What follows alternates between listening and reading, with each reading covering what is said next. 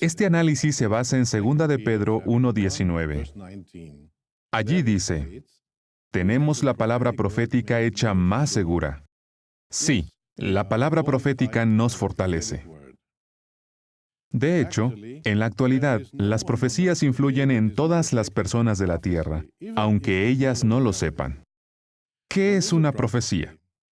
El término hebreo para profecía no solo significa predecir o pronosticar algo para el futuro, sino que también abarca mandatos divinos o instrucciones inspiradas. La mujer samaritana en el pozo reconoció a Jesús como un profeta, no porque le revelara información sobre su futuro, sino sobre su pasado, cosas que Jesús solo pudo haber sabido gracias al poder de Dios. Jehová es el autor de las profecías verdaderas. Segunda de Pedro 1:21 dice que hombres hablaron de parte de Dios al ser llevados por Espíritu Santo. Además de transmitir las profecías por medio del Espíritu Santo, a veces Jehová comunicó dichos mensajes por medio de ángeles. Daniel fue un profeta sobresaliente. Cerca del año 536 antes de nuestra era, Daniel registró una visión sobre las potencias mundiales que tuvieron una relación con el pueblo de Dios. Busquemos Daniel 8:21 y 22. En la visión se usan animales para representar gobiernos. Leamos Daniel 8:21 y 22.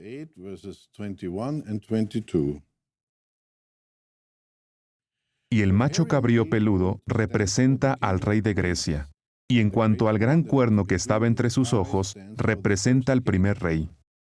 Y puesto que ese fue quebrado, de modo que hubo 4 que finalmente se levantaron en lugar de él, hay 4 reinos de su nación que se pondrán de pie, pero no con su poder.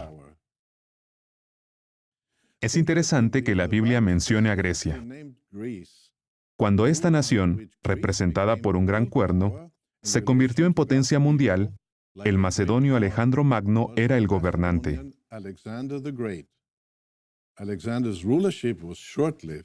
Su gobierno duró poco porque murió muy joven, en el año 323 antes de nuestra era, 213 años después de que Daniel escribiera su libro.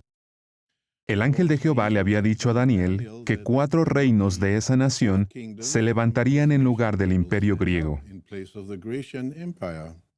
En el capítulo 11, versículo 4, se especifica que las 4 regiones no pasarían a sus descendientes.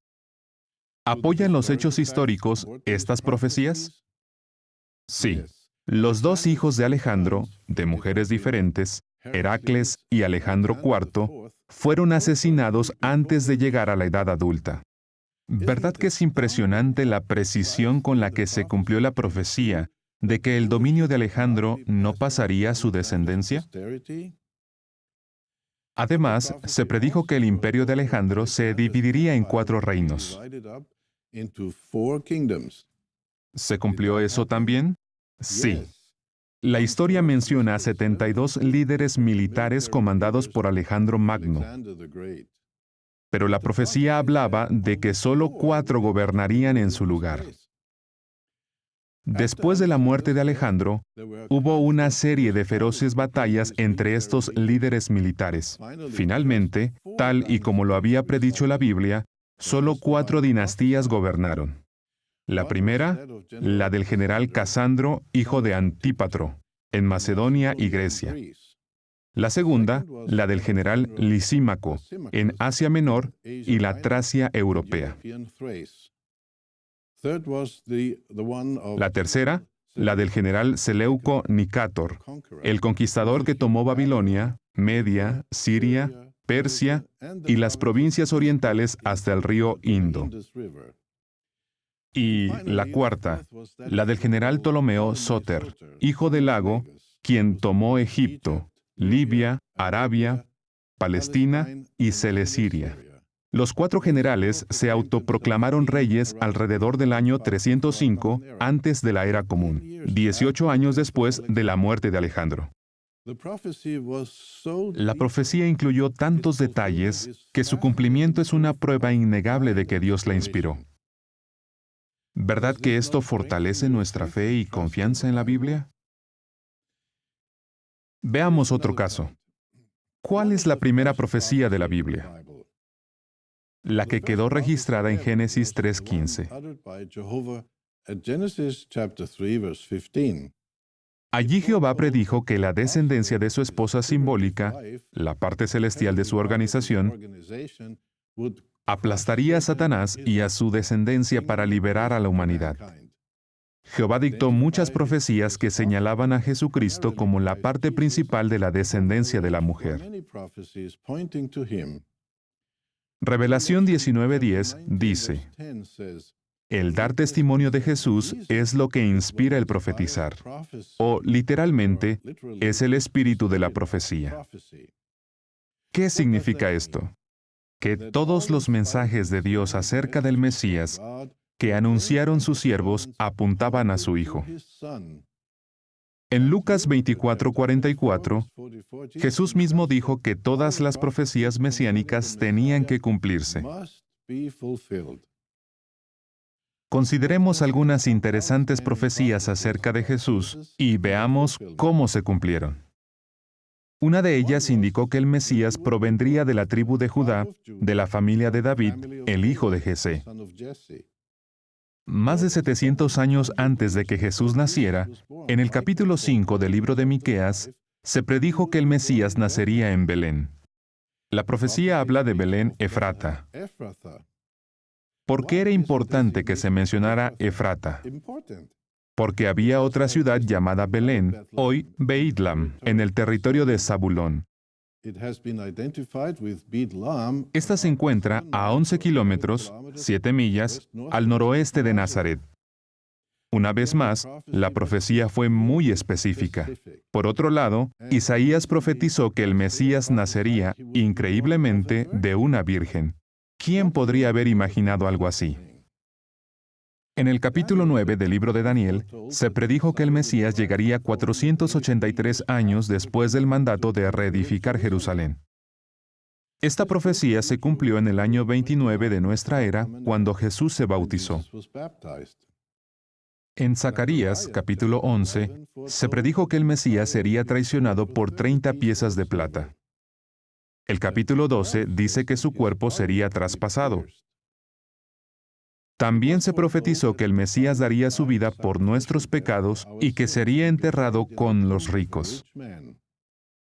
Y además, se profetizó que permanecería en la tumba 3 días, aunque no completos, y luego sería resucitado.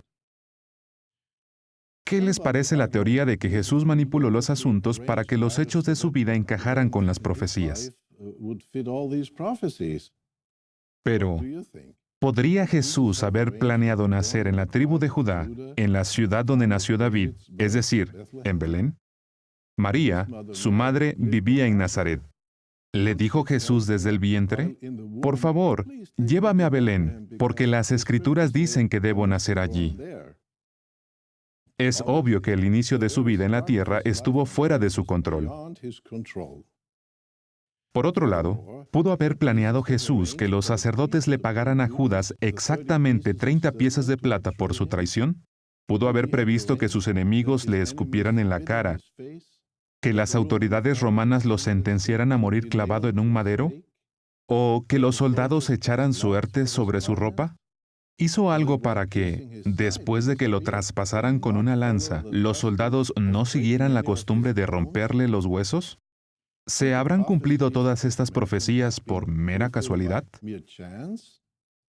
Un biblista comparó el cumplimiento de las profecías mesiánicas al montaje de una estatua compuesta por diferentes piezas de mármol. Imagínense que un grupo de hombres, que nunca se han comunicado entre sí, llevan una pieza de mármol cada uno a una sala. Si todas las piezas encajan hasta formar una figura perfecta, sería lógico concluir que hay alguien que ha dibujado las especificaciones de cada fragmento y ha enviado la parte correspondiente a cada miembro del grupo. Tal y como las piezas de la estatua encajaron a la perfección, Cada profecía mesiánica aportó una pieza esencial de información acerca del Mesías.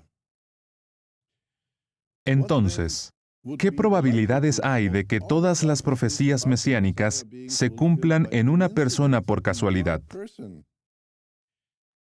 En una entrevista, el investigador Lois Lapidus dijo: alguien hizo los cálculos y resultó que la probabilidad de que solo 8 profecías se cumplan en Jesús es de 1 en 100,000 millones de millones. Para llegar a esa cifra sumando, en lugar de multiplicando, tendríamos que escribir 1,000,000 y luego copiar esa cantidad 1,000 millones de veces. Para entender mejor la idea, el investigador puso el siguiente ejemplo. Si uno tomara esa cantidad en monedas de plata de $1, estas cubrirían todo el terreno del estado de Texas, Estados Unidos, y formarían una pila de 60 centímetros, 2 pies de altura. Texas tiene un área de 690,000 kilómetros cuadrados, 266,807 millas cuadradas. Imagínense, esa enorme superficie cubierta de monedas hasta una altura de más de medio metro. ¿Qué pasaría si uno marcara una de esas monedas de plata y luego hiciera que alguien caminara, con los ojos vendados, por todo el estado y se inclinara para tomar una moneda? ¿Cuáles serían las probabilidades de que encontrara la única moneda marcada? El erudito respondió: son las mismas probabilidades de que alguien en la historia hubiera cumplido solo 8 de las profecías mesiánicas. Sin embargo, Jesús no solo cumplió 8 profecías bíblicas, sino muchas más. Y eso prueba que éstas fueron inspiradas por Dios. Segunda a los Corintios 1:20 dice: no importa cuántas sean las promesas de Dios, han llegado a ser sí mediante Él. ¿Qué significa eso para nosotros? Que Jesús fue realmente el Mesías prometido y enviado por Dios. Jesús enseñó la verdad. Por lo tanto, cuando creemos en Él y lo seguimos, nosotros también encontramos la verdad. No hay ninguna duda. Las profecías bíblicas son de origen divino. Pero las profecías no solo apuntan hacia el pasado. Algunas se están cumpliendo de forma sorprendente en nuestros días.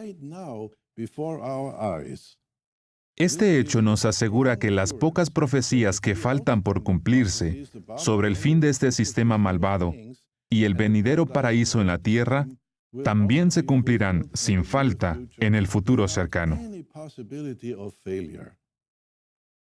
Los cristianos verdaderos participamos en una labor profética. No anunciamos nuevas profecías. Proclamamos las que ya están escritas en la Biblia. En el Pentecostés del año 33 de nuestra era, se derramó Espíritu Santo sobre 120 discípulos, hombres y mujeres. Allí Pedro citó al profeta Joel y dijo: y en los últimos días, dice Dios, derramaré algo de mi espíritu sobre toda clase de carne, y sus hijos y sus hijas profetizarán. ¿Qué hicieron los 120 discípulos en el Pentecostés? Nada nos indica que hayan predicho acontecimientos nuevos. Más bien, Hechos 2:11 dice: los oímos hablar acerca de las cosas magníficas de Dios. Así fue como se cumplió la profecía de Joel sobre profetizar. Hoy también, hombres, mujeres y niños participamos en una labor profética. Hablamos de las cosas magníficas de Dios. Difundimos lo que Dios ha hecho, lo que está haciendo ahora y lo que hará en el futuro. ¡Qué honor! Entender cómo se cumplieron tantas profecías nos hace sentir absoluta confianza en las profecías. Y también hablamos a las personas acerca de la palabra profética para fortalecer su fe. Sí, lo hacemos para ayudarlos a emprender el camino hacia la vida eterna, a cultivar una relación íntima con nuestro gran Dios, Jehová.